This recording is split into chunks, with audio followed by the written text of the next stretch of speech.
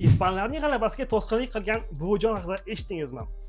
Tanishing, Josimar Jose Moradish yoki qisqacha qilib aytganda esa buvijon, ya'ni portugalchasiga Vazinha. Futbolchining laqabi nega buvijon ekanligini videoning oxirida tushuntirib beraman. Darvozabon 1986-yili Cabo Verdeda tavallud topgan. Professional faoliyati juda ham kech boshlangan, 25 yoshda.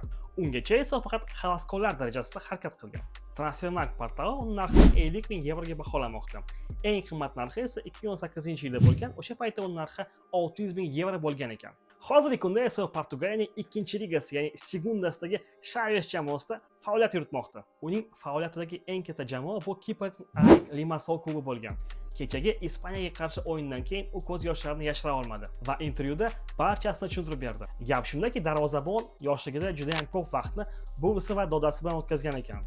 Va intervyuda u afsuski ular bu kunni ko'ra olishmadi va hozir hayot emas deb aytdi. Ustiga ustak darvozabonning oyisiga ham Amerika Qo'shma Shtatlariga viza berilmabdi va aynan shuning uchun futbolchining onasi kecha stadiondan uni qo'llab-quvvatlay olmagan. Shuning uchun o'yindan keyin Cabo Verdalik darvozabon kecha yig'lagan.